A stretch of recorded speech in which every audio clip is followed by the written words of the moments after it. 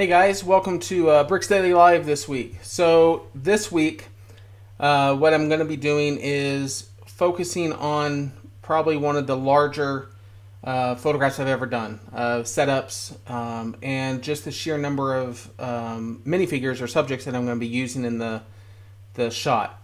And for this week, I'm actually going to be shooting these guys, Marvel minifigures characters. And what I've gone and done is gone through and just pulled out all the Marvel figures I could find and just decided to set up a shot using the Lego modular systems. And those systems are actually the assembly square. And let me see what that's set 10255. And also set 10243, which is the Parisian Restaurant. And originally I was just going to use the assembly square, but because of how many figures I had, I needed to expand the scene and set more stuff up and have a little bit more area to be able to set up all the figures and everything like that. So I'm kind of excited just because of the sheer number of figures that are in this. And one of the things I think might be fun is once I post this photo live on BricksDaily, or once I post this photo from this live session on BricksDaily.com, you guys can look around and see if you can identify all of the figures and stuff like that, or you can let me know on Facebook or YouTube in the, here down in the comments or anything like that. But one of the things I just wanted to go over was a couple of things before start shooting it and stuff, and this has just kind of come up in some discussions with some other people of how I might go about posing some of my figures and stuff. So we have a standard Lego figure here, and a lot of times what I see a lot of people do is they'll pose the figure just standing still, or they'll do a slight walking pose kind of thing. So let me show you what I would do. One of the things I have is some artificial grass. And I've discussed this before and everything. I've gotten it from, I just went through and found a company that I just had to pay for shipping, and they sent me a free sample of grass. And I used this same grass, I think last week, for the campfire scene and stuff. So I just bring this in. A lot of times, because of the high ply of this grass, you can kind of just pose the figure in there. And what tends to happen is the grass will help hold it up a little bit. And that works and everything. But other times what you might be able to do is, again, you can just take the legs, spread them apart, and just make it look like they're kind of walking through the grass. And it might take a little bit because the grass can actually be just a little bit strong enough to tilt the figure. But what you can do is other little things where maybe if he's playing soccer, you want to have one leg up. And what it is it's just finding the right balance point to make sure that it stands up on its own. There are other little tricks you can do. You can use toothpicks, you can use needles and stuff, like sewing needles, where you poke it through and then have the end go down through the bottom of the foot to just kind of get it placed in there. But as you can see here, I'm not using any of that, any stands. But one of the problems is if you hit this accidentally, he'll fall over and stuff. So you'll just want to make sure you go through and get it set up the way that works best for you. Another thing that I do is, say I have a firm surface, and what I do is I pull out my tack that I've talked to you guys before. I just keep a little container of it, and I just pull off a very small amount. And when I first started using this, I found I was actually going a little bit overboard, and that I would use more than what I needed to.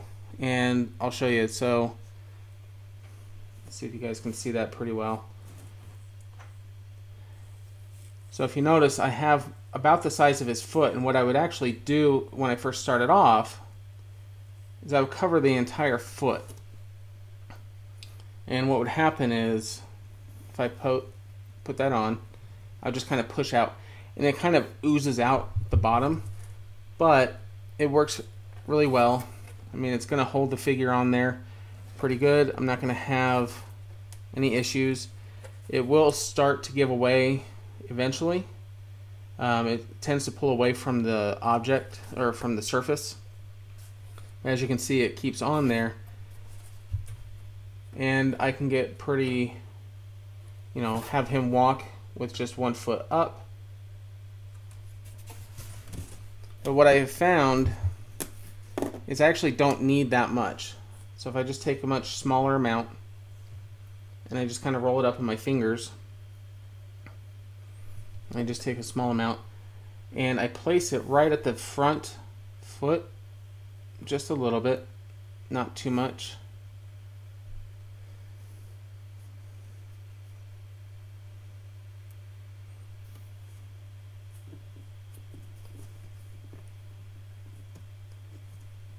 And I just get it on there.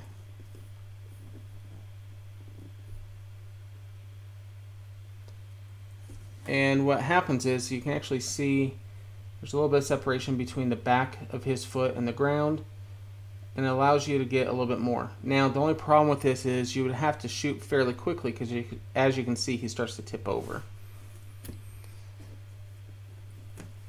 But if you just play with that and get just the right amount that you need, you'll actually get exactly what will work best for your shot.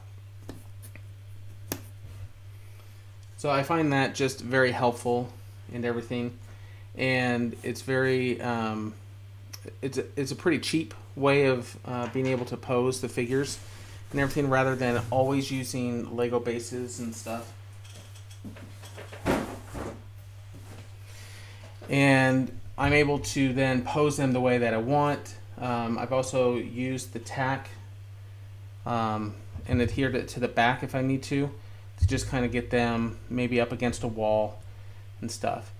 And I've actually used a large amount of, or I shouldn't say a large amount, various amounts of this in this set that we're going to do. And that way I could have figures everywhere that I wanted. And what happens then is I can pose them better. I can pose them throughout the shot or throughout the scene, and without just having them on the plane or the ground plane, I can raise them up and have more depth and everything going on in the photo. So one of the things going on with this photo is similar to the last couple of shots. Because of just the amount of stuff that was going on in this, I've pre-set up everything. I've gone through and set up lights. I've set up just the figures themselves and how they're going to be in the shots and everything. Because of that, this shot or this week, I'm going to be shooting with the 35mm lens.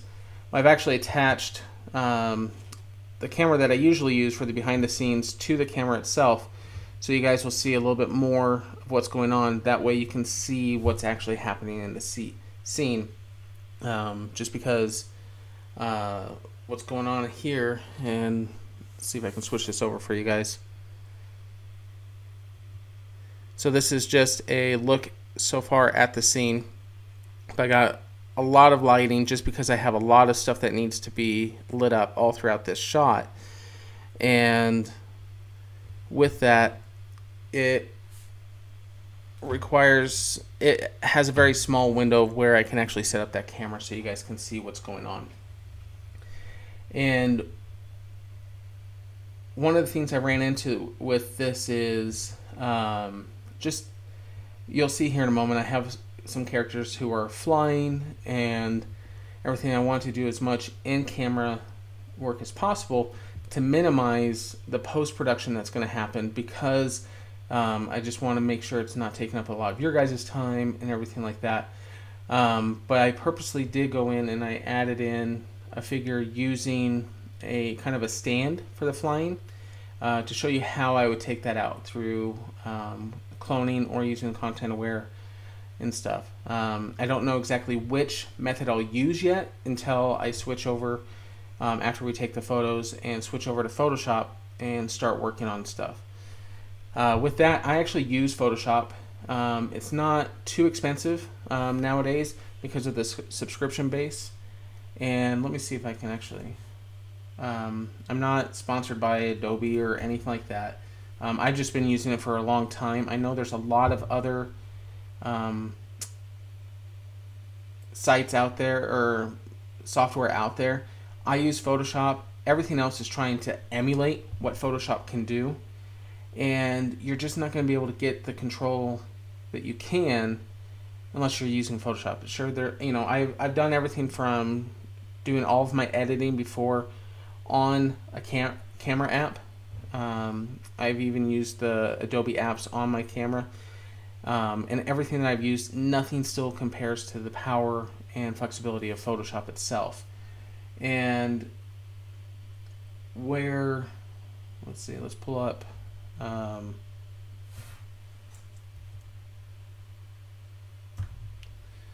so just on Adobe, so if you go to their plans and pricing, you can get their photography bundle for $10 a month. I mean, if you're using Hulu or Netflix or anything like that, you're pretty much spending that much money anyway, and that will give you access to Lightroom and to Photoshop and stuff. I mean, for $9.99, you can't really beat that. I mean, if you want, you can prepay for 1 year. You save, according to them, you save 10%. And there's other stuff that you can get with it and everything. And what's weird to me is you can choose an app. So if I just do Photoshop and I do a month to month, just for the one program is $20 a month. But what's weird is you can get a bundle which gives you two for $10 a month. I'm sure there's other little things like some additional little features that you get if you get just the program and stuff like that. If you're a student, the pricing is $10 a month for just the Lightroom and Photoshop, or you can pay, what is that, $20 if you're a student from an accredited school, $20 a month, and you get every single app that Adobe offers and stuff. And just in the stuff that I've done with you guys, I've used Illustrator, Photoshop, and in some of the photos that I've posted before, I've actually wound up using I didn't use it. I had a friend of mine create some shots using After Effects, which is a great way to add in some like particles and stuff like that. Just want to say hey to the Chronicles of Dark King. How are you doing?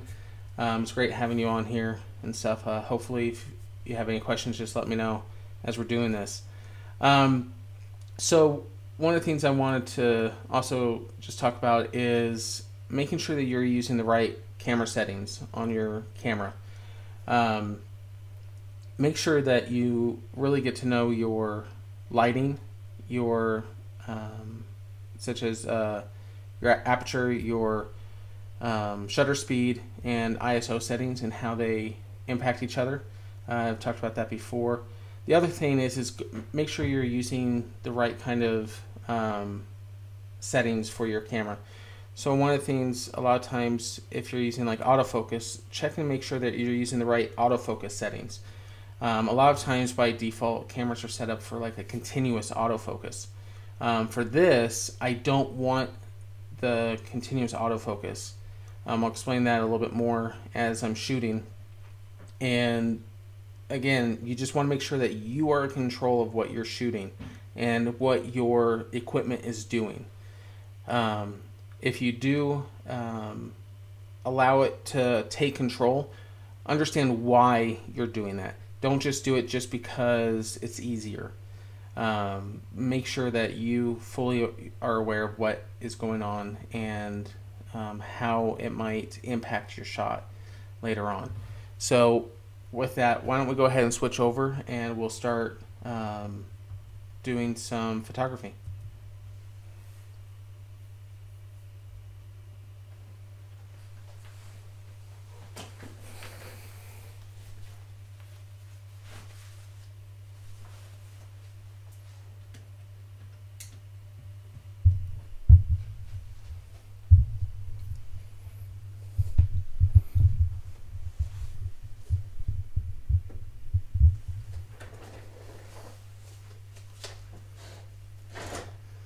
Okay, so with this, let's get the camera over here for you guys.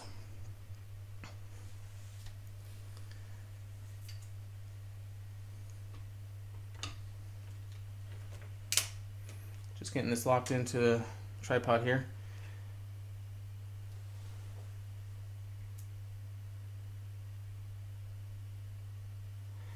So this is everything that's going on in here. So let me explain a little bit of what's going on with the lights and everything. I have 2 upper lights. I have a direct light right above here. I have another light to the left. Both of these are my larger LED boxes. And then throughout the scene I have my smaller LEDs. All of them still diffused. That way I'm not overpowering the scene with too much light. Because I also need to make sure that the back in here is lit up for some of the scene and everything. And then also I have some of the smaller LED lights that I have set up inside various spots just to make sure it's not super dark or anything. And with that, again, like I mentioned, I use the blue tack. I don't know if you can see it all too well here. So I have Loki here, and actually to keep him in place, he has his staff, and at the back I have some blue tack that's keeping him attached to the bottom. Captian America, the other, my mind just went blank on her name, from the Captain America Winter Soldier movie. She's related to Agent Carter. Her niece or granddaughter has them, and it's just a little bit amount throughout just to get them to be more stationary, because what was happening is as I was setting stuff up, if I bumped or anything like that, a figure would actually fall and stuff. Now with Star-Lord here, I actually have a bar coming out of the back and attached, and that's intentional. That way I can show how I would go in possibly and remove this bar through using Photoshop. That's what I was talking about with the content aware fill, or using spot healing brush, or just a regular cloning and everything. Other places that I have some of the tack is Falcon up here. That's the only way he's actually attached to the building, is the tack is actually on the back side of his wing, and it allows it to be attached up against the building and to get the perception of flight and everything.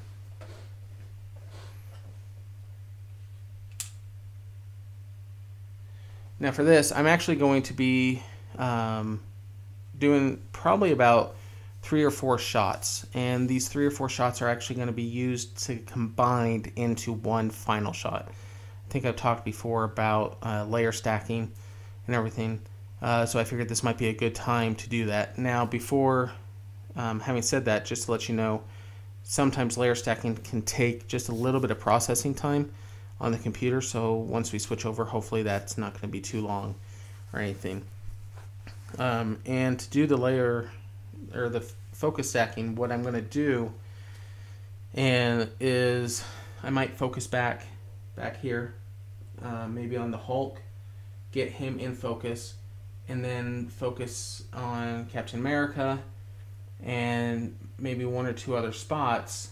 And what happens is when I bring that into Photoshop, it's going to take those, it's going to analyze it, and be able to combine and stitch it together to help give a where everything's more in focus and everything. And because of that, one of the things that I wanted to make sure I did, and if you're shooting toy photography, I highly recommend you do this, is check and see if your camera has an autofocus setting that you can change. On my camera, it is, let's see, what is it actually called here? It's just the autofocus setting, and I have it set up for AFS, which is single. Some other options are like an auto, where it just automatically assumes, or it takes control over what it thinks I want to have that autofocus be focused in on. Once I push the shutter down halfway, and if I move it's going to make an assumption, oh, do I maintain this focus lock or do I shift it a little bit? And that shifting is already happening if you're using a continuous autofocus mode. Make sure that you're using, for the toy photography and stuff like that, it's really going to help you out if you're using the single and everything, because the stuff that you're shooting isn't moving. You'd want to use continuous if you're shooting actually like sports photography or people playing and stuff like that, where the items might move between the time that you push down halfway on the trigger to when you actually shoot. Stuff might move around and everything.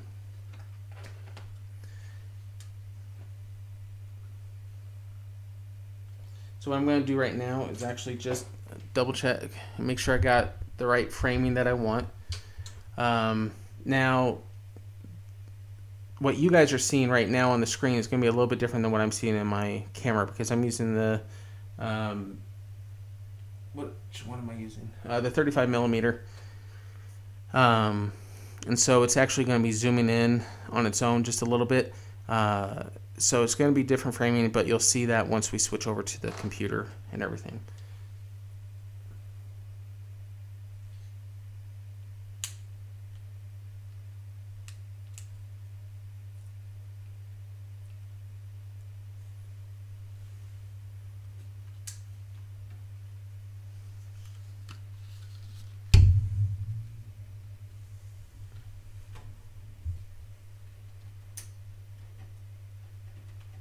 Just make sure I got all the lights on here. And I do have one that I'm hand holding, and I'm going to position in just in between various shots. So hopefully I don't hit the microphone here.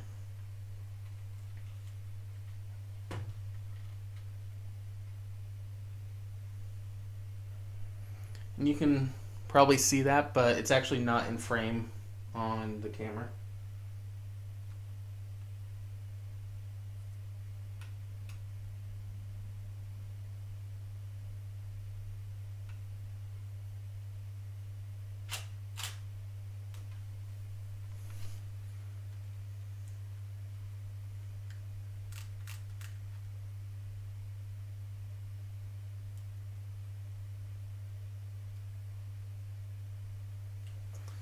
Okay, so actually with that, I want to move a couple of the figures around just a little bit. I thought I had them all where I would want.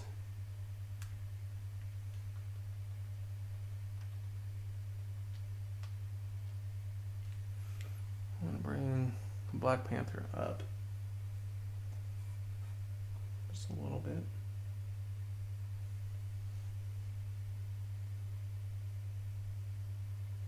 And what's happening is, in my framing, this way he's actually between Iron Man and War Machine, so I'm not blocking either of them out and stuff. So,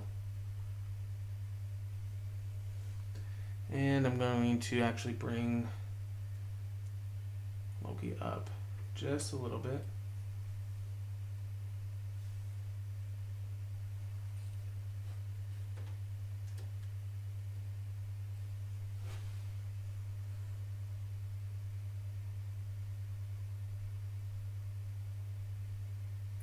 Okay.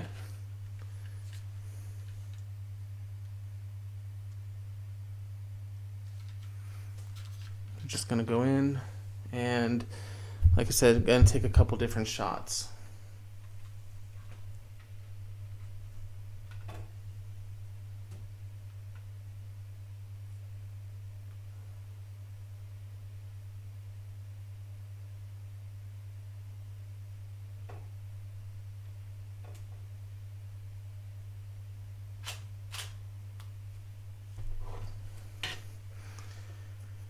And for this, I'm actually shooting with a higher aperture setting, which changes what I need to do for the shutter speed. I'm shooting with a slightly more open shutter speed. I want this to be a very bright setting, and I just don't want it to be too dark. I want it brighter than normal.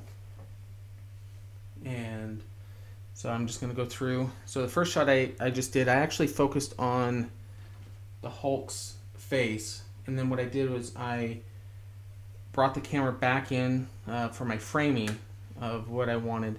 That way he's in frame, or in focus. Now I'm just going to go through and take about 3 or 4 more shots, just focusing on different parts. So because I'm shooting with a more open aperture setting, if I focus in on Captain America, Black Panther will be in focus. Agent 13, I think is her name from the movie, she'll be in focus.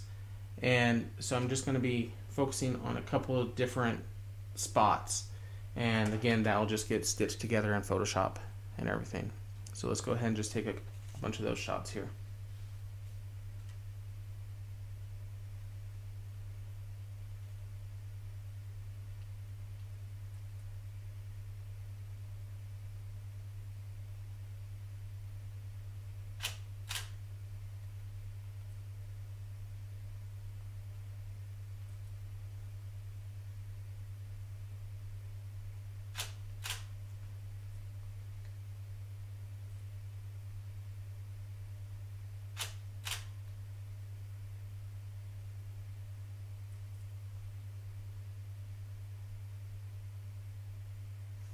And by shooting with the autofocus single, what's happening is I can get, right now, so I'm actually shooting Star-Lord, and I can focus in on him, go back to my original framing, the framing that I'm trying to maintain between all the shots, and it's not going to try and think, oh, the subject changed, I need to change my focus. Now I could do this if I switched over to manual focus and everything like that, but for focusing I tend to trust the camera a lot of times, but I still want to maintain some control over it.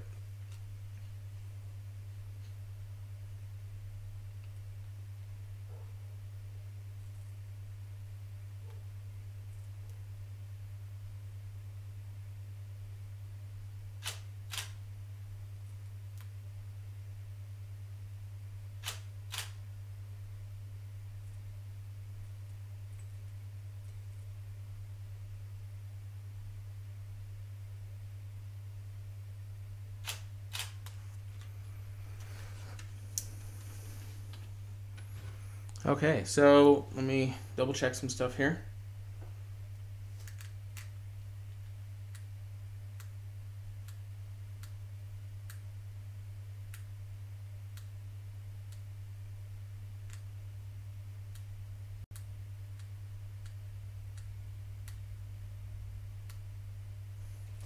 Okay, so that should work, and what we will do is go ahead and go back over to Photoshop and work on the image.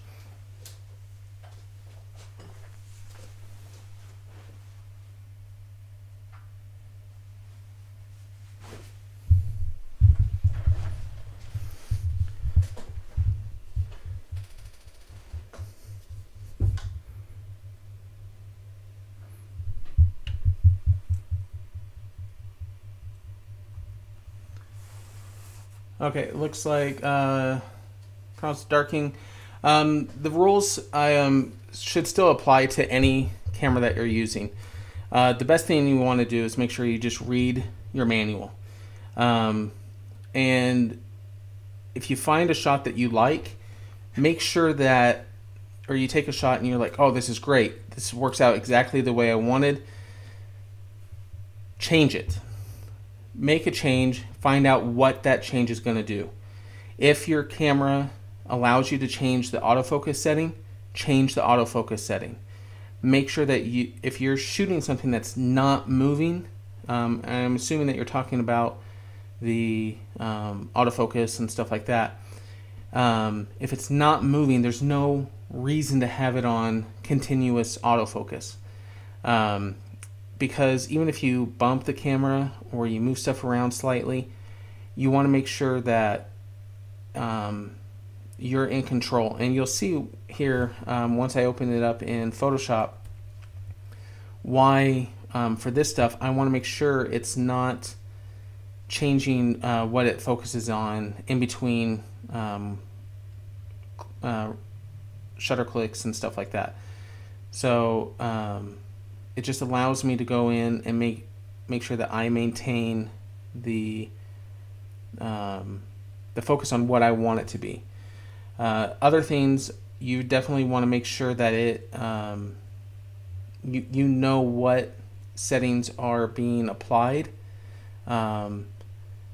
If you're not shooting in manual, if you're shooting in any other mode, such as aperture priority or anything else like that, you give some of that up for the camera to maintain or take control over the shot. And if you're trying to learn photography, if you're trying to learn, well, what are these settings doing, you need to get out of any of those settings. You need to shoot in manual. And what you'll find is, as you start shooting in manual, you'll start realizing, okay, I need to let more light in. Now, how can I do that? I can either change my aperture setting, or I can change the ISO, or I can change the shutter speed.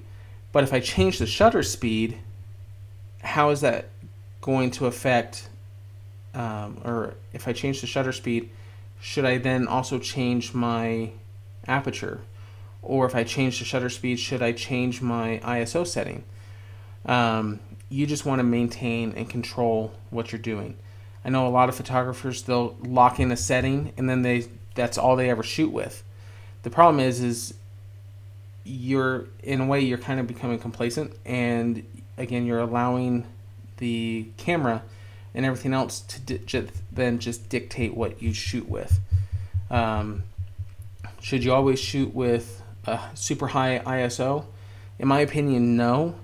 It's just because the higher the ISO, you actually start introducing some noise that could be done away with if you didn't need it.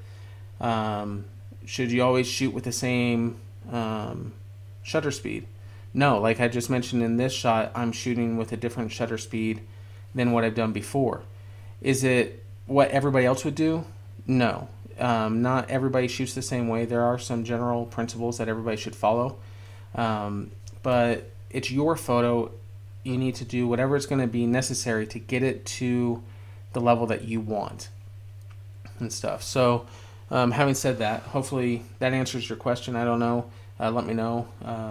And I can answer any other questions that you might have. So let's switch over to Photoshop here. And as I've mentioned in other videos, and also this one, I edit in Photoshop. You can edit in Lightroom. Lightroom's great, but to me, Lightroom is a subset of Photoshop. Yeah, they'll sell it individually, all those kind of things, but anything you can do in Lightroom, you can do in Photoshop. And by opening up these images, I'm going to open them up. They're going to open up in Camera Raw. And Camera Raw is the same engine as what's going on with Lightroom and stuff. So if you can do it in Camera Raw, you can do it in Lightroom, and everything's fine. So here we have our scene, and we have, how many do we have altogether? 1, 2, 3, 4, 5, 6, 7, 8 shots. So a couple more than what I was expecting. Now in this shot here, I was focused in on the Hulk in the back left here. And what I did was I focused in on him. I had the camera and I focused in, and then I brought it back, and I was actually using a center focusing bracket to help line up where all the shots are. So there'll be a slight movement between each of them, but know that in between every single one of these shots, the camera actually moved, and I had to bring it back into the right framing for the composition and stuff like that. But each shot primarily has a different item in focus. So this last one, Loki here on the front right, is a little bit more in focus. If I go back a little bit, you can just see as we go around or along, different people are in focus. So what I'm going to do is we're going to go through and just make initial adjustments to this one layer. Then we're going to apply those same settings to the rest of the file. So we're just going to come in, control, a little bit of the exposure. Let's see. And we'll bring the contrast up just a little bit. I'm actually going to bring the highlights down because I'm shooting with a lot of white Legos and everything like that. Light really reflects heavily off of those and everything. And let's see with the shadows. Yeah, we'll bring those down just a little bit. The whites will bring that down just a bit, just to add in a little bit more definition of what's going on. Like I've talked before, up here in the top right corner you have your histogram palette. If your shot is overexposed or underexposed, you'll see those spikes either on the left or on the right. The left if it's underexposed, the right if it's overexposed. You want to have those peaks and everything spread throughout, and when it peaks on either side, it essentially means that you don't have some of the data there. If it's too far on the right, I believe, it means stuff is getting blown out. And you might look at it and go, oh, well, it's white. Yes, it's white, but you actually still want some data there. Or else when you print, or if you go to print your image, it's going to look blotchy. You want to still maintain, you still want some data there.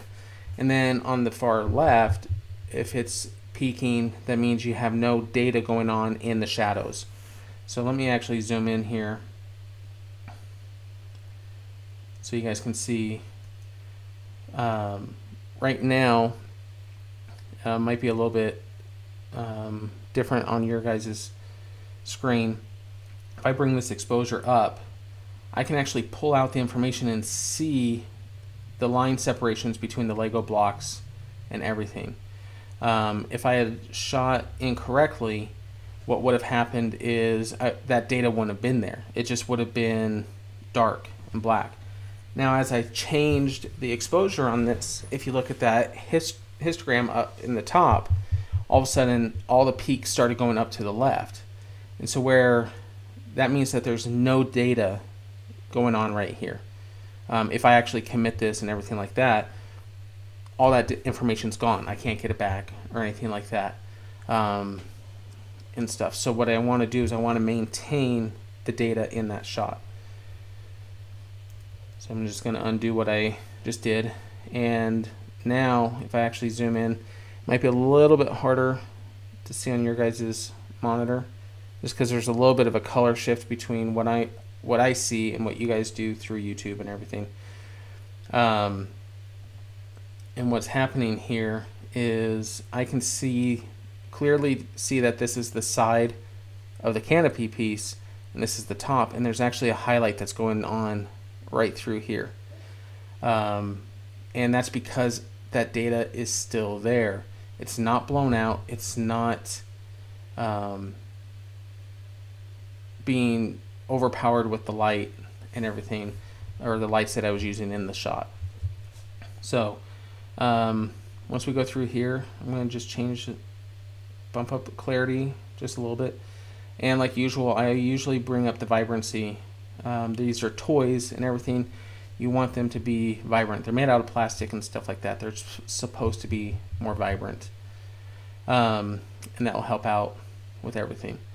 Now, so if that all looks good, the other thing I want to do is come in and adjust my sharpening. And again, I've said this in other videos, this is just something that I like to do.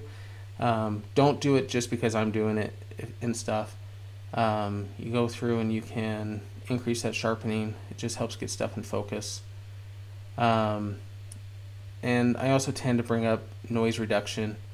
You're going to need that a lot more if you're shooting at an ISO that introduces noise, a lot of noise.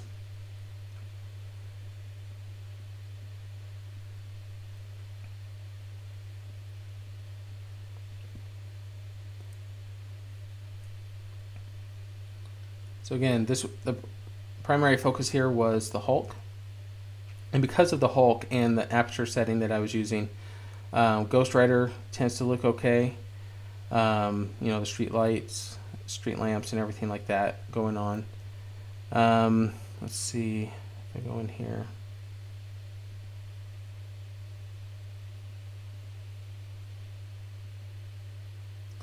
Yeah, so right now for this, I'm actually going to turn off some chromatic aberration that's going on. You can see that right here, it's kind of causing this halo right on the lamppost and everything. But by simply clicking this, it gets rid of that and stuff. There's some other stuff you could go through and correct. I could turn on enable profile correction.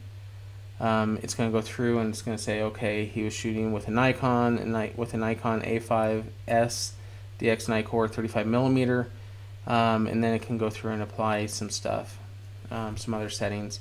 I could also go in and do some distortion effects. I don't think I need to worry about that for this. I think everything looks okay. It's a fairly busy photo and everything, just a lot of stuff going on. So I don't think the distortion needs to be corrected too much or anything like that. Now with that, let's see, I can actually come in with my curves and bring down, let's see, yeah, bring down the highlights just a little bit. Bring down the lights. And if you notice what is happening here, if you are able to notice the side, let's see if I can get this turned on real quick. Hold on.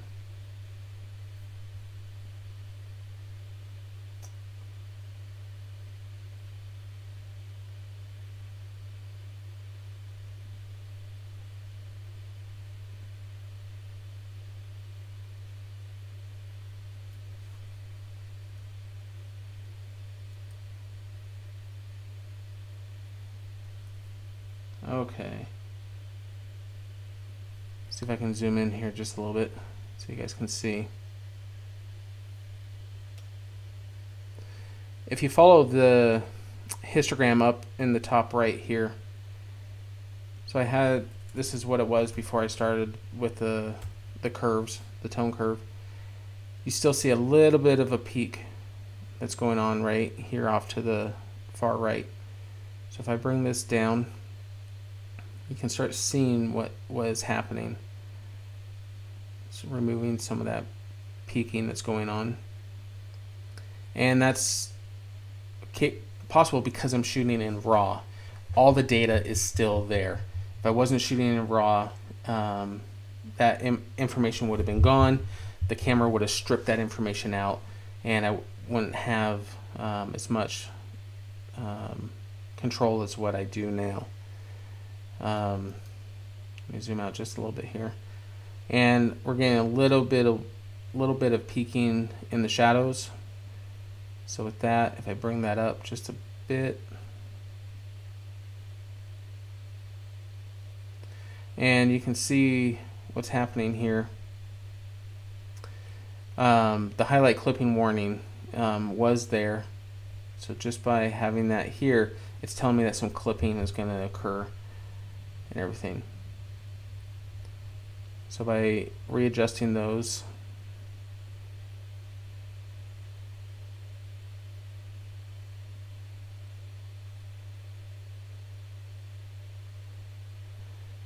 get rid of some of that and lessen the amount that would happen.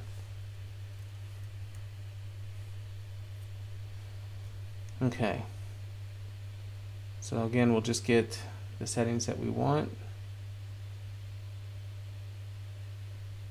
Okay, so now that I have those, what I'm going to do is, with the far left, with that one being selected, I'm actually going to come and select all of them and right click on this little icon here,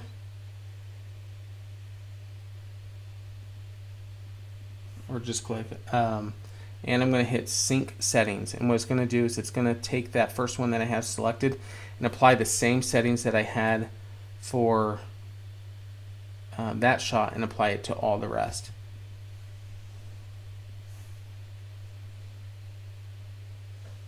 Okay, so now what I'm going to do is just going to run through and double check and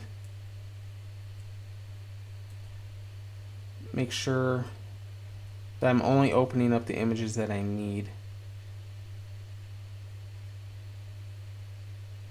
So like here, there's not a whole lot of difference between these, so I don't need one of them. So we'll skip the 005.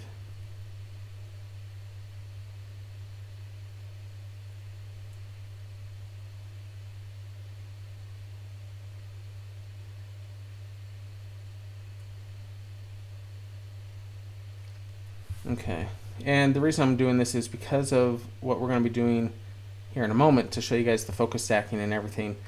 I don't want a whole lot of images. It's going to take a lot longer for it to process and everything like that. If you have the time, go ahead and use it. Great. Get the settings that you want, and everything should be good. Now, one thing I'm going to do on this one, because the lighting changed just a little bit between all of these.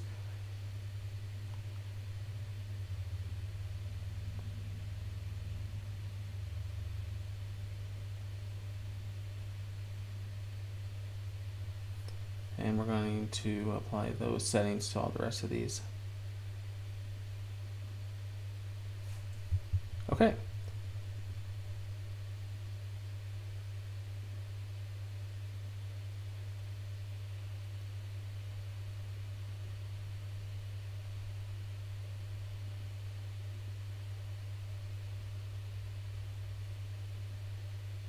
So we're going to take these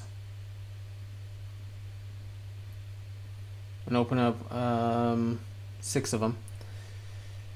And also, this is a slight change from what I do usually.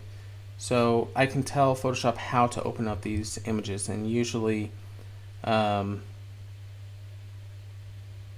have these settings here where I enlarge the image to 24 inches on its longest edge, and I have it open it up in as smart objects. That way I can go back in and re-edit them or tweak them in camera raw if I need to. For this, I'm actually going to turn it off because of one of the features that I'm going to be using. It won't use it easily using smart objects. So I'm going to turn that off, and I'm actually going to drop the size down just again because of filming live. I want to try and minimize how much time it's taking for you guys to have to watch this and everything. So I'm actually going to drop this down from 24. I'm going to drop it down to 17 inches. And we're going to hit OK. Let me double check. Yep. Okay. And I have the images that I want opened on the left, or selected on the left, and I'm going to hit Open Images. And now it's going to take all those images and it's going to apply those settings, and it's going to open them up in Photoshop. The one thing is I can't now go back in and rechange any of those settings and stuff because I committed it. I didn't open it up as a smart object and everything. Again, that's not what I normally like to do, but for this video, that's what is going to need to have happen. Okay, so first thing we're going to do is we're going to come up here to File, once all of them are open, and we're going to come down to Scripts. And these are all preloaded into Photoshop and everything. So with scripts selected, we're going to load files into stack. What that's going to do is it's going to take all of these files and automatically combine them into one image files as different layers. So just do that, and we're going to say add open files. Now if you wanted, you could say attempt to automatically align sources, but we're going to do that here in a moment anyway. So we're going to hit OK, and it's just going to go through and it's going to work on all of those. Now I can go ahead and close these other ones because I don't need them open anymore. And again, I'm just doing that to try and keep as much memory available as possible. And I'm actually going to save this.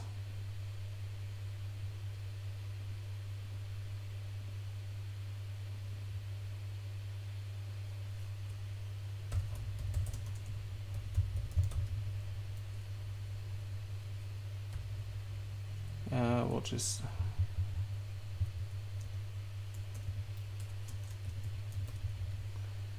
save that out, hit OK. That way if maybe if anything crashes or anything like that, because this can be a little bit more memory intensive and stuff. So with that done, I'm going to go through and select all of these layers, and now I'm going to come over and go to edit, and now I'm going to choose auto align layers. And with this, you wouldn't get this option if you had selected it before. I'm actually going to use an auto, so it's going to determine the best projection automatically. If I knew which one would work best, I might go in and choose one, but I don't. I'm not smart enough to look at it and go, oh, I need to apply a cylindrical adjustment or projection.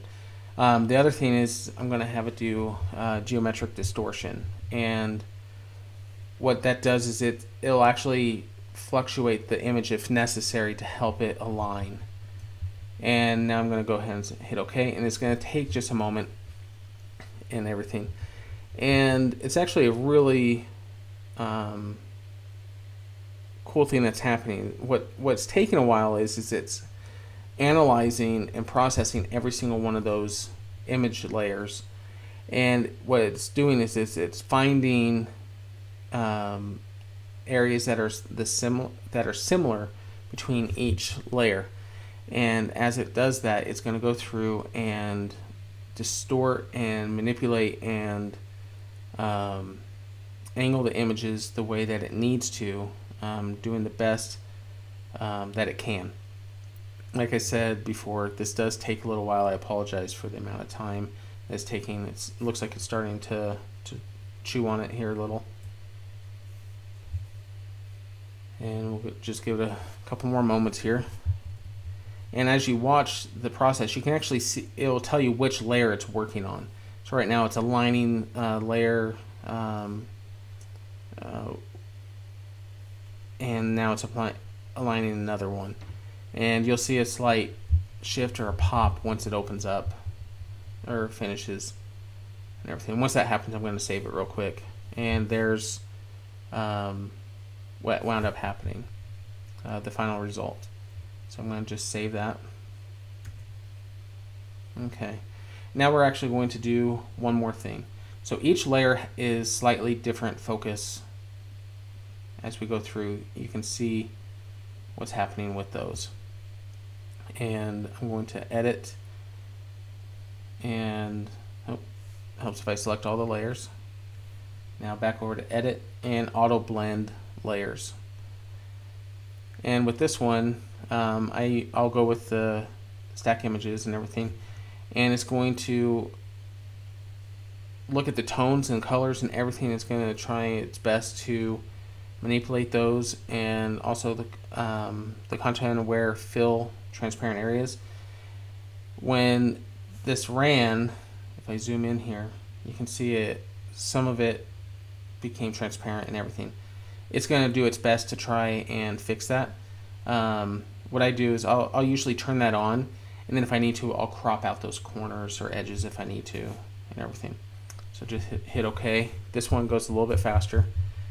And if you remember, each shot was different focus and stuff, and so when this comes together, you should see everything look like it stitched everything together perfectly. There might be some hiccups and stuff like that, but there we go. And if you notice now, whereas before, let it finish processing here.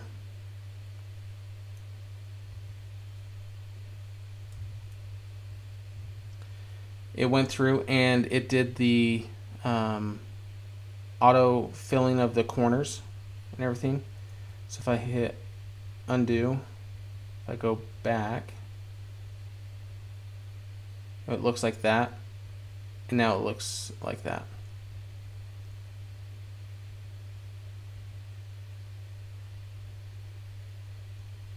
So before, if you notice, what's happening here is in this layer, Captain America's out of focus, Scarlet Witch, Loki, even Star-Lord, you know, they're out of focus because this layer that I'm looking at right now, the Hulk's in focus. Then after I did the auto align and auto blend, it looks at it and goes, oh, she's supposed to be in focus, she's supposed to be in focus, he's supposed to be in focus, and it brings all those parts from those various layers together automatically. And over here on the side, you can actually see what is going on with the shot.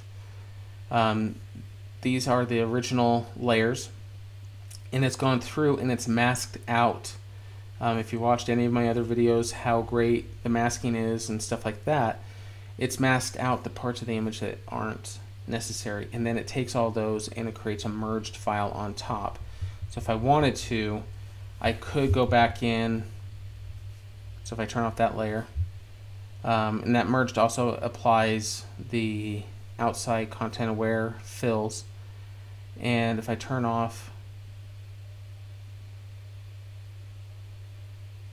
some of those settings, I might be able to go back in and say, oh, you know what, I actually don't like what's going on here with Rhodey's face. If I, you know, but you can go in and actually start modifying and finding one that you do like and stuff like that. For this, I think it's actually okay. I think everything looks fine and everything. So what we're going to go ahead and do is save all this. And I know for this I'm actually not going to go back and reapply or re-edit anything of those. So I'm actually going to delete these layers. Again, normally I wouldn't do this, but I just want to ensure that nothing happens while we're doing a live feed and stuff like that, to make sure the computer's not processing anything or keeping stuff in memory that it doesn't need to and stuff. So I'm just going to save that. And now we can go through and just start working on the editing like we normally would. So right now, off the top of the bat, we have the bar coming off of Star-Lord's back that was used to keep him in position. Now there's different ways you could do this. I could try and come in, and this is what I was talking about earlier. I didn't quite know. I knew I was going to have to take it out, but I didn't know what method I was going to use in doing it. So I could come in and use the spot healing brush tool, and what's going to wind up happening with that is it just comes in and you start painting, and it makes its best assessment, and it's hit or miss on whether or not it's going to work. I could keep going over this, and it's not going to work out quite right. So if I just go back here, I could use just a regular cloning brush, and if I do that, I would actually create a new layer, and I just set a target by holding down the Alt key or Option key and click, and I can start painting over, but that's going to be kind of tiresome and everything. So this, I'm actually going to cheat just a little bit. I'm going to come over here and I'm going to copy part of this. I just drew a box around it. I'm going to hit Command J, and it took that selection and brought it up as its own layer. So now I can move that over.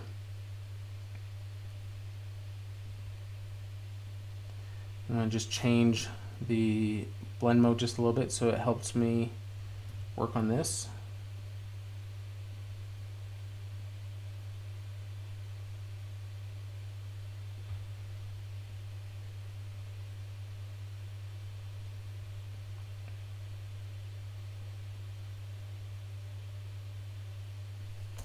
Okay.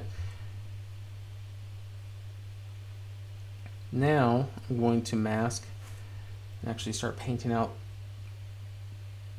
the parts that I want hidden.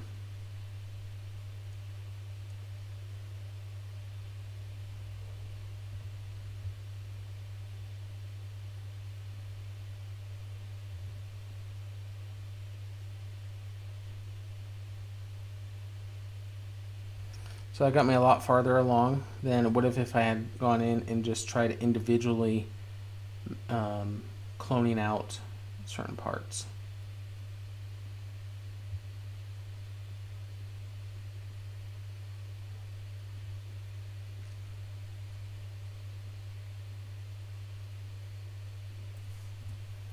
And it looks like I need to mask out just a little bit more.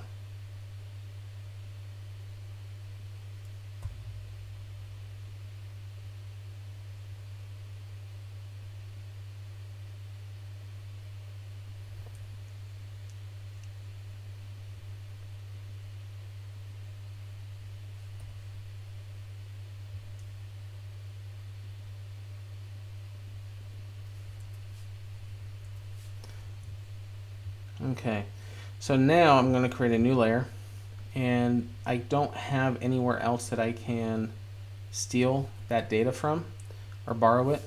So I'm actually going to try and rebuild it using the clone brush.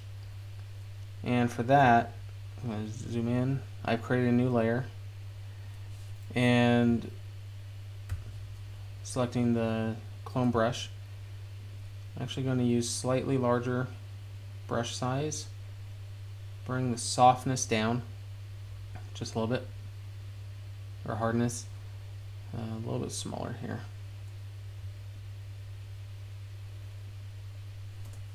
Okay, so now I'm going to hold down my Option key, and I'm going to I'm telling Photoshop where I want it to copy from.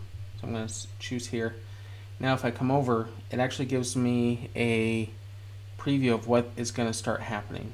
So if I just start painting with that,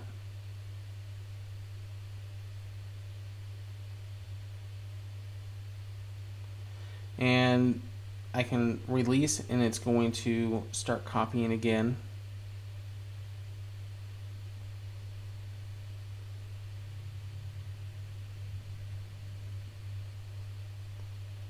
I'll show you here in just a moment what I find a lot of people wind up doing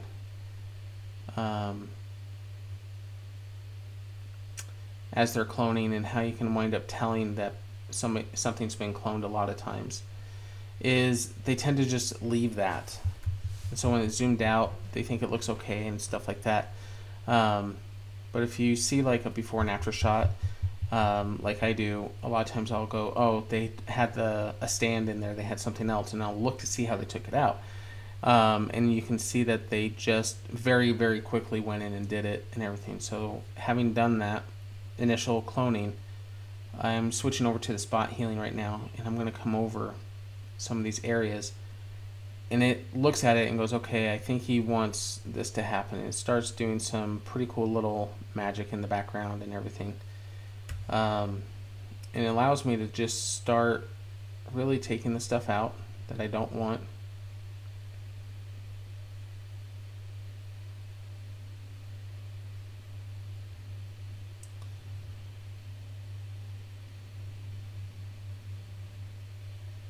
And what I'm actually doing is I'm painting over some of the brick. There was like a color shift that was going on.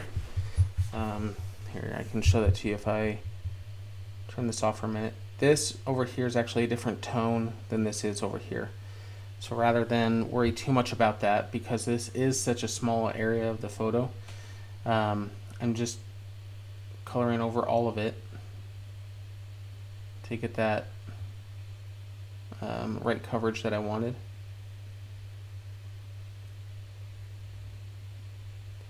And I have this on its own layer so I can turn parts on and off if I need to. And so I can also go back and look and see what the original looked like. So like here, oops. I'm going to mask it out just a little bit.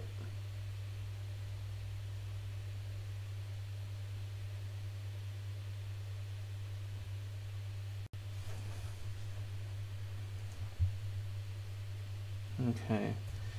And now I'm actually going to start fixing a little bit more. And I'm not going to be too worried about this because I can already tell I'm going to be cropping some of it out. But this is just how I would wind up cropping or cloning some of this material out.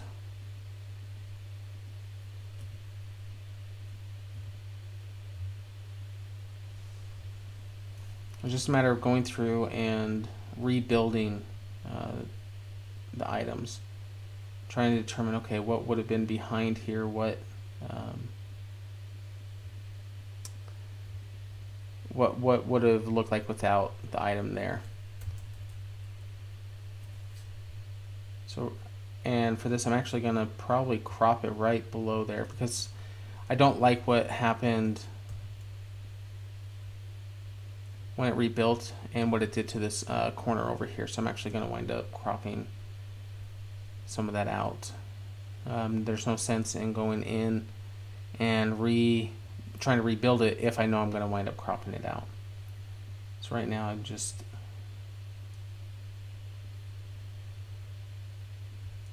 setting some guides so that I know when I crop this back in or crop it, what parts I want taken out.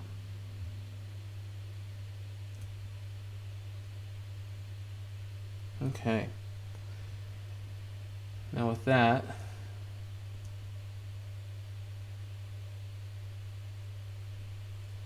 one of the things I can do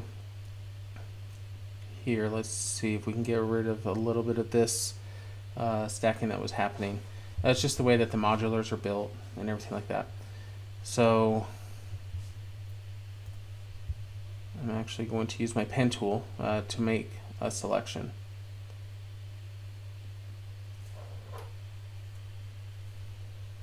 And what I want to do is get right on top of the highlights. And the pen tool is a really, really great way of making selections. It's a very detailed way of doing it.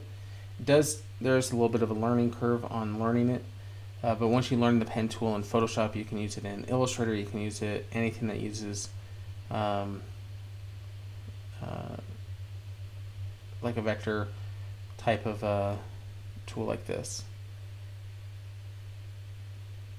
I'm actually going to just come down right there.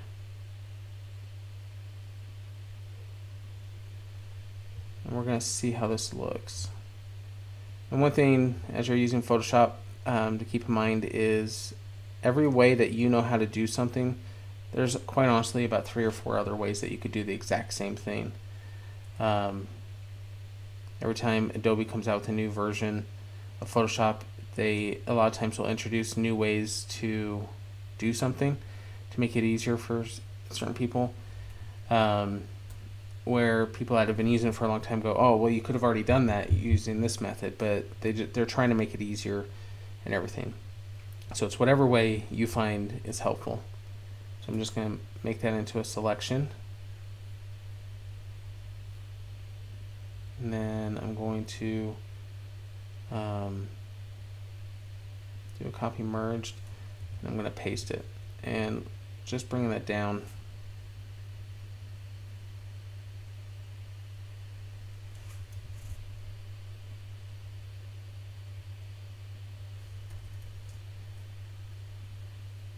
what I'm doing is just making it look like I stacked up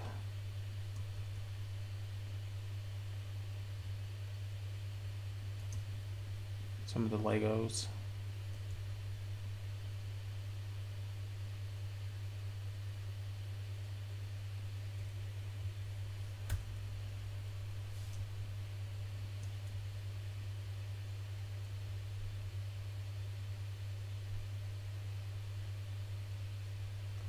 I'll make that just a little bit taller, and I'm actually going to come in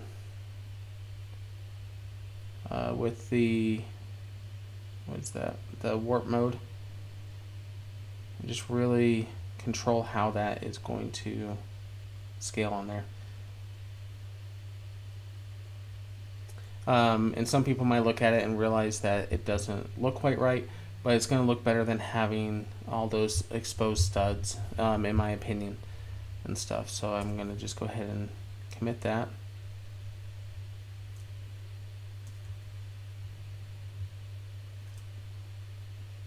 And then for this, I wonder if I'm going to just duplicate the layer we just did.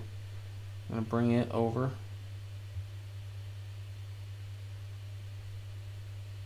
Yeah, actually I think that will work. I'm going to mask out the whole thing, and now I'm going to paint this back in. And I said this before, masking is essentially what's happening is it's like you have a picture and you're taking the transparency and putting it over the top, and you're coloring with a black marker. Whatever's covered in black you can't see from the original image below. But then if you were to scrape away that black or paint, erase it, you'd be able to see. So I'm actually going to reveal some of this.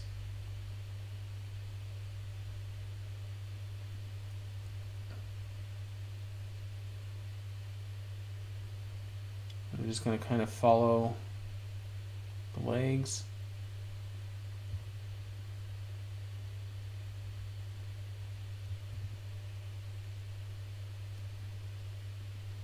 Come in with a larger brush.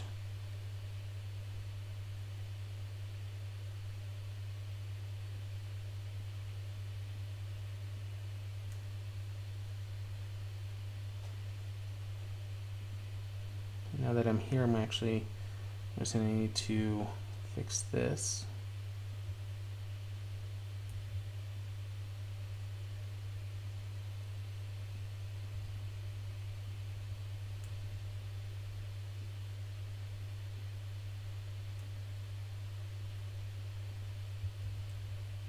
Okay.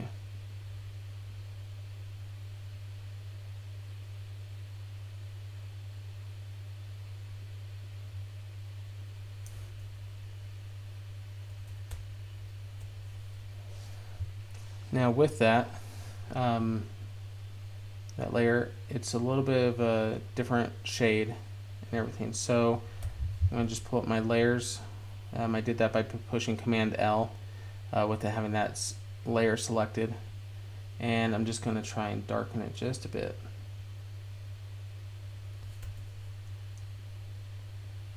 See, show you guys what's going on here. So this is what it was, and I'm just bringing the dark point over, and I just want it to match in a little bit more with the gray that's going on above it. Okay, so I'm going to go ahead and commit and say OK. And I think that should be good for all of the cloning and removing some items that we need to. So let's go in and just add in a couple of special effects. It's always fun. We'll start up here with Star-Lord, and with his mask, I kind of like the idea that his mask is glowing red. So I'm just going to come in with a paintbrush and going to reset my colors and paint with white and come in and stuff like that. Just freehanding in.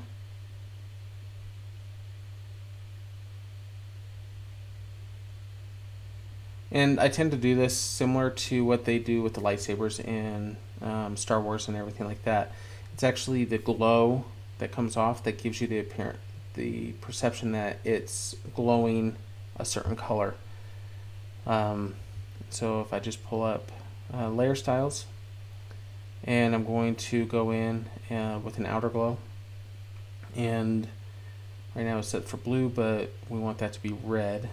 So I'm going to just pick out a really good vibrant red, and right now it's a little bit too large.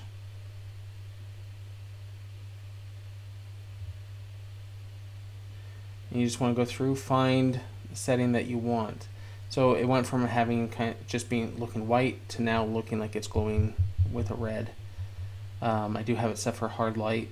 Normally it would just be normal, but the hard light helps it pop off a little bit more with anything else that's going on in the shot. So I hit OK, and that causes that. And let's see, with the red, I'm going to come in and do Ultron's eyes.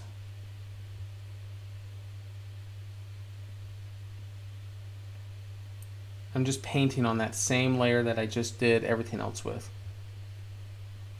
And here, I'm going to just paint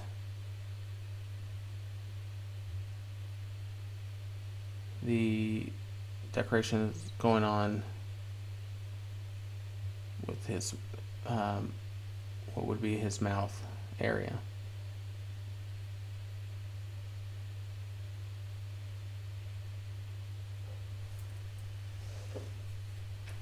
Okay. And now we're going to go in and do similar to Iron Man and War Machine. I can't remember what color War Machine's reactor is, but it looks like we could be good with red. So just on that same layer, I'm gonna come in, paint it red, so it has that same effect going on.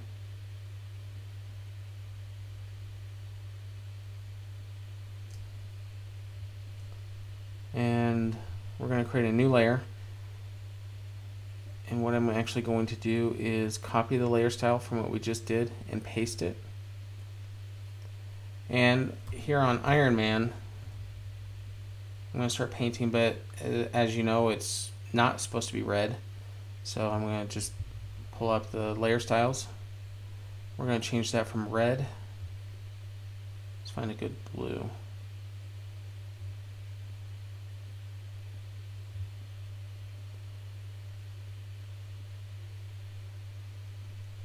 Let's do that.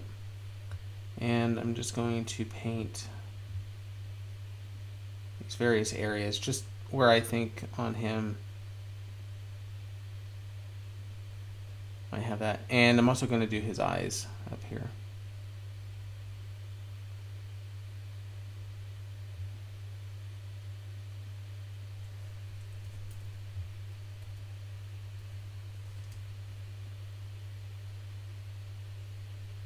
Okay. So with all that done, let's see if we can get Ghost Rider to glow just a little bit more. So I'm going to do a new layer. Actually, let me name these.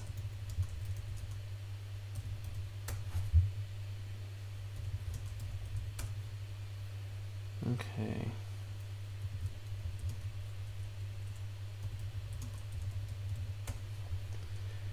Now for Ghost Rider, what I'm going to do is actually paint with white again, but I believe for this what I want to do is I'm going to start off with the blend mode set to overlay, and I'm just going to come in and just kind of paint over all the kind of fluorescent orange parts.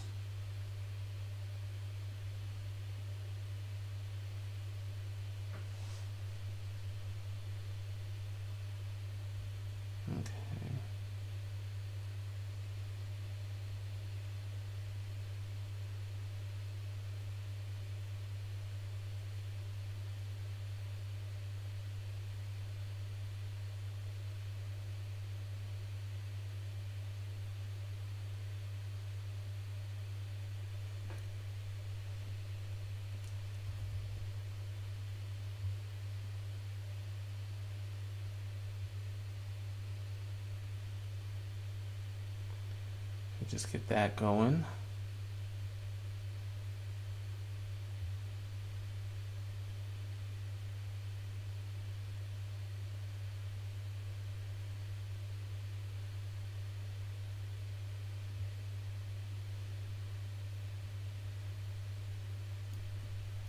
Get a slightly larger brush here.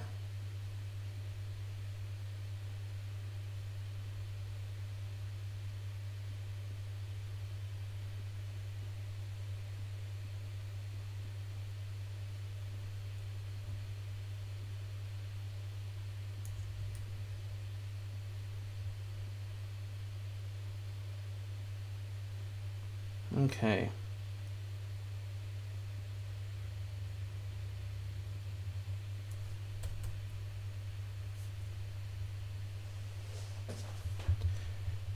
And I should be able to do the same thing with the lights.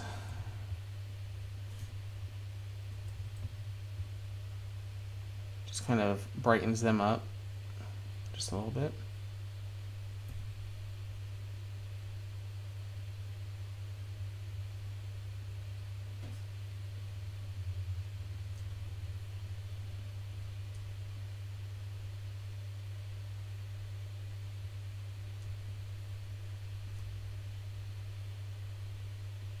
And let's see if I do that to the...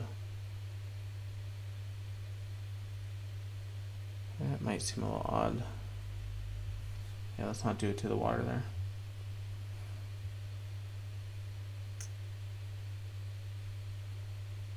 Okay, so I think that's looking good. I do want to go up here and just kind of show one extra thing that could be done. I'm just going to make a selection for this window.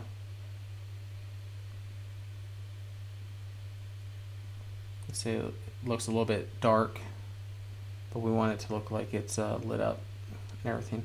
So I'm just going to select all of it, just the inside part.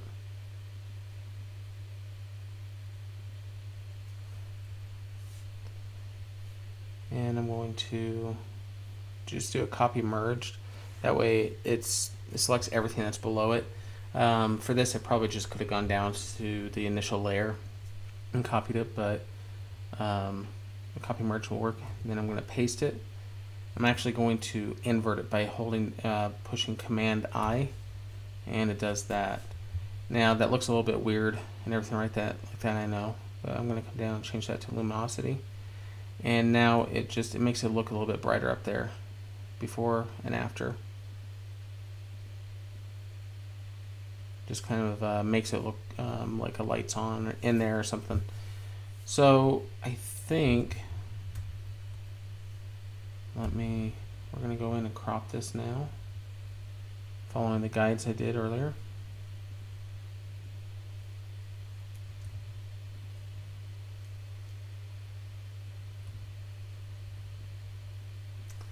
And let's actually do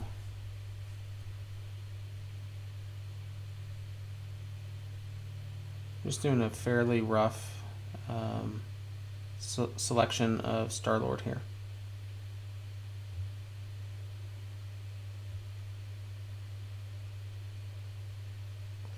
For what I'm about to do, it doesn't need to be perfect or anything like that.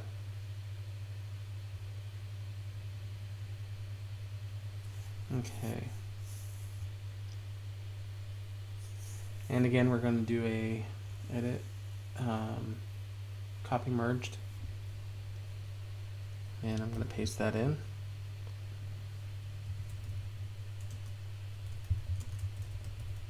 Just going to call that Star-Lord Trails. And from there, we're going to come down to Blur Gallery. I'm going to do Path Blur.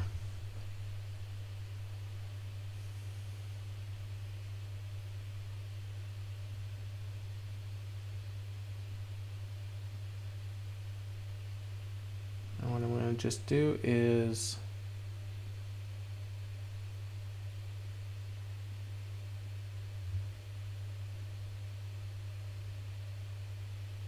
do kind of a blur coming off of him.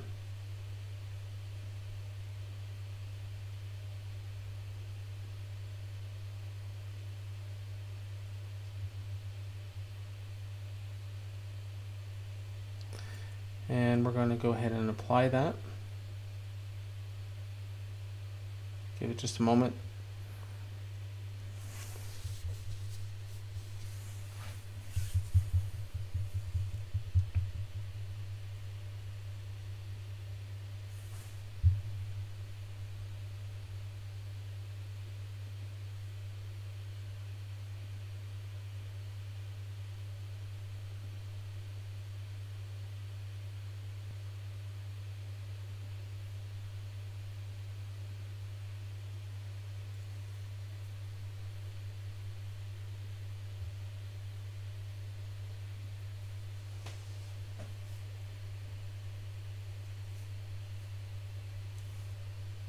Okay, now just going to bring that down just a little bit. Mask.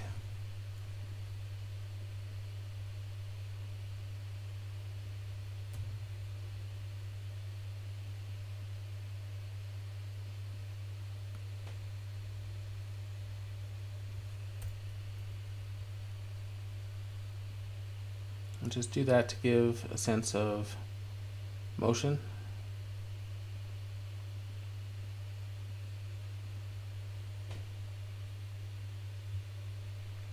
And let's see.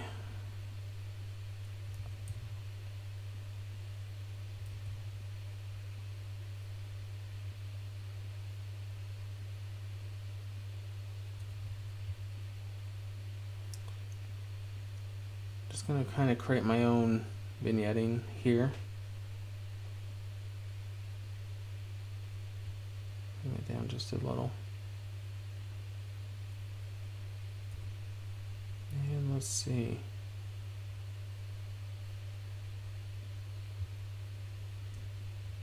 Let's go ahead and wonder what would happen if we gave him kind of glowing eyes here.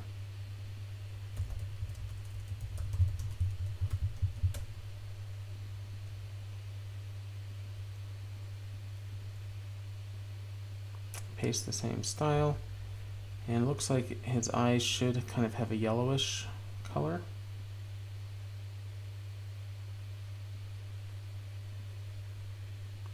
Okay,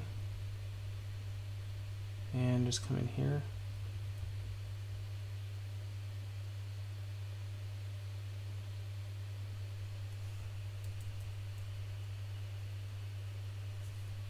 And actually, paint Ghost Rider's eyes kind of a yellow.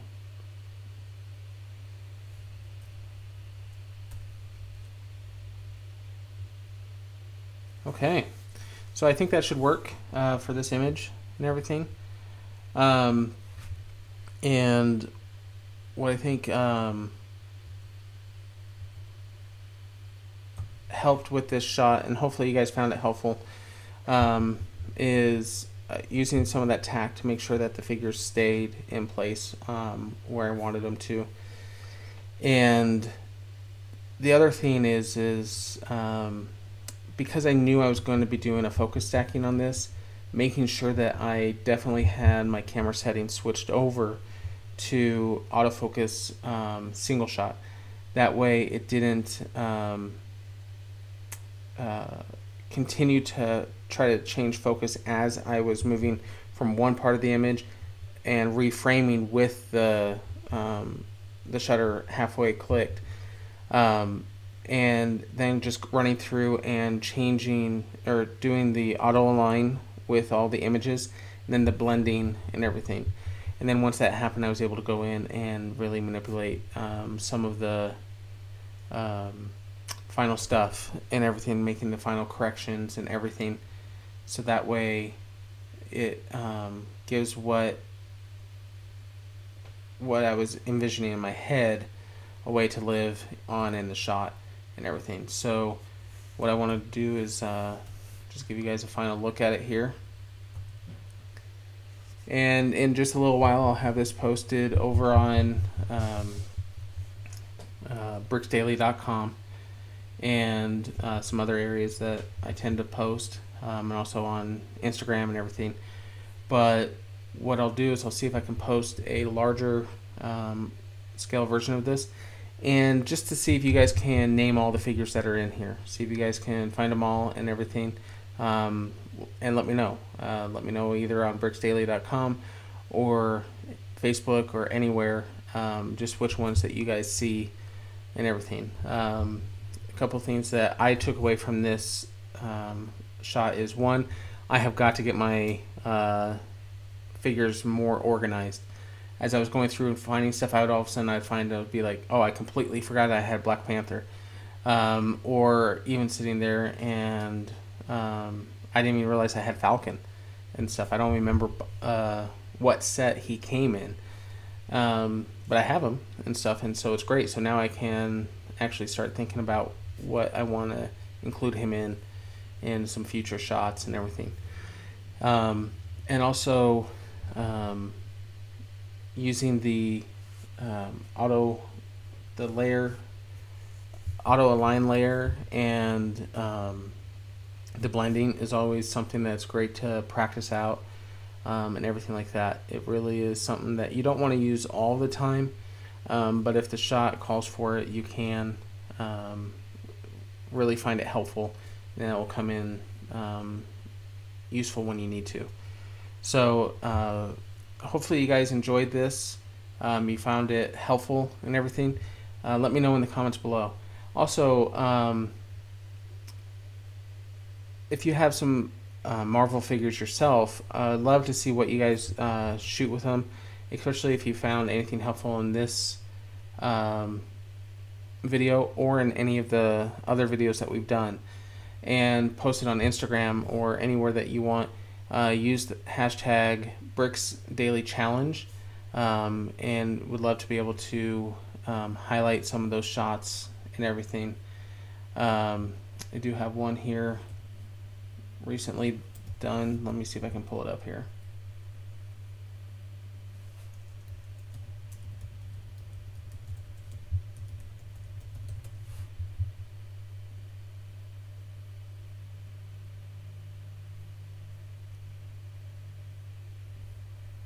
Let me pull this up.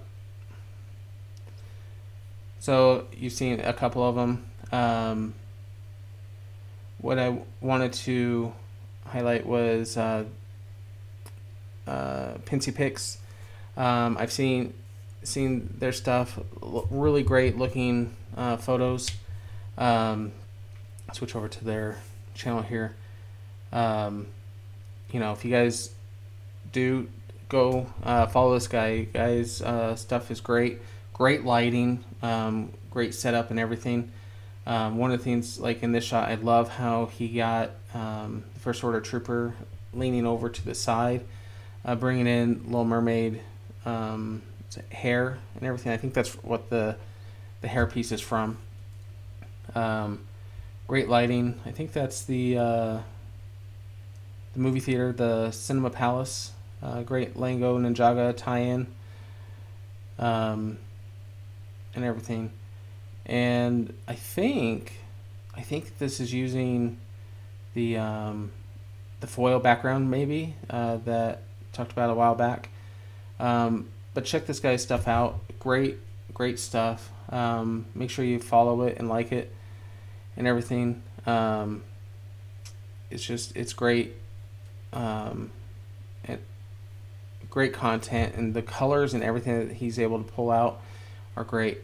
So yeah, go over there, see if you can follow him, and I think you'll be pretty happy with the results that you get and stuff. So sorry, I just realized you guys weren't seeing that at all. Let me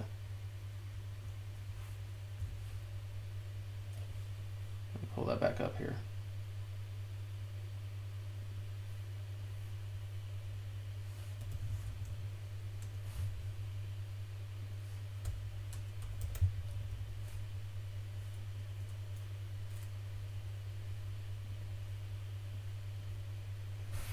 There, this will make it a little bit easier for you guys. Sorry about that. Yeah, so this is Pincy Pics here. This is the Stormtrooper I was talking about. Just how he has them